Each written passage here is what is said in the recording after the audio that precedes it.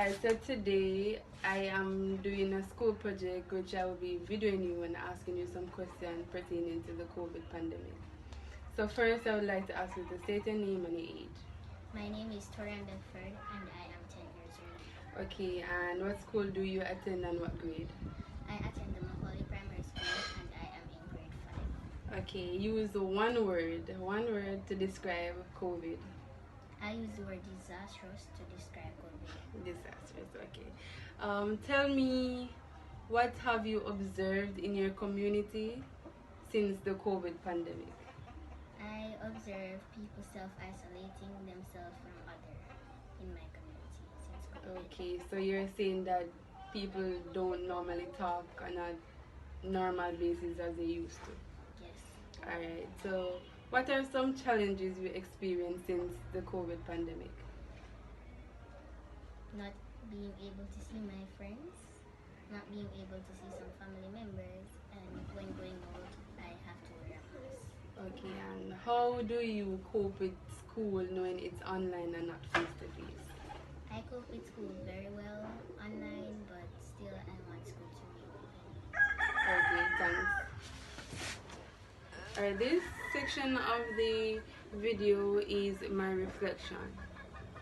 So, based on experiences in volunteerism, I was a part of a group, a club actually, in 2016 at high school where I was a junior ambassador. The club name was Club's Olympic Foundation.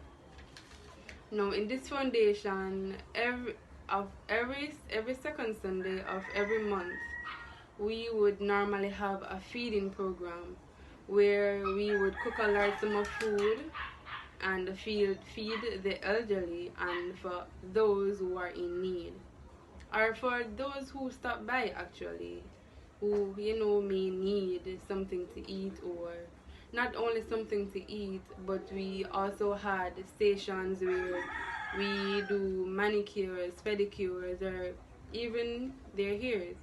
So this was a great experience, to be honest, because for one, it helped me to be a better person, to know how to care for someone, to know how to help person in need, or person who isn't in need, just by showing up, giving that a help, that could go a far way.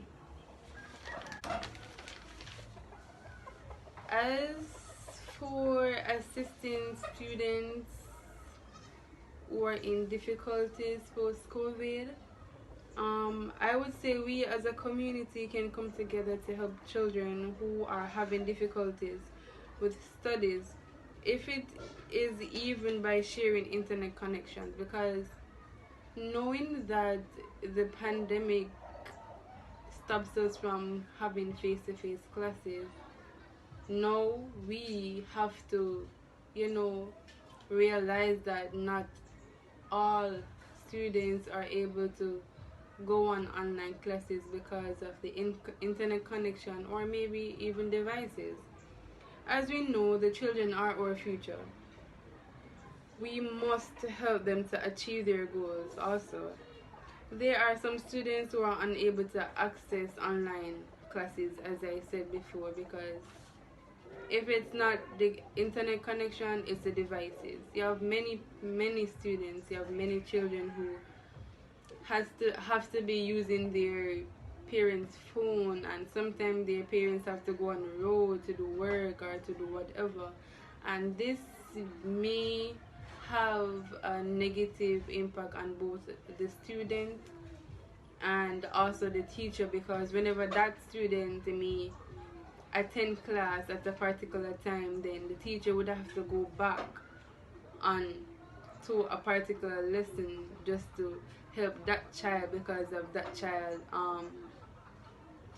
ability of not being able to go on class. We should be able to look out for our children, because it takes a community to grow a child.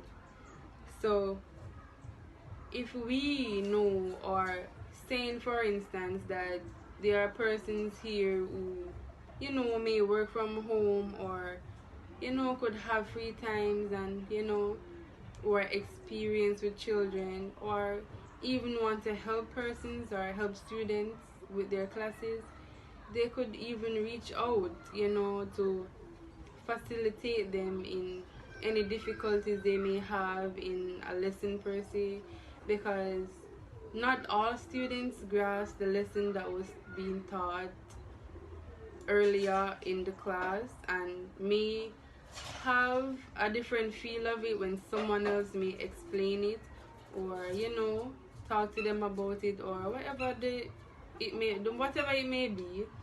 So as a community, we have to think about the pandemic also, but also to have a positive influence towards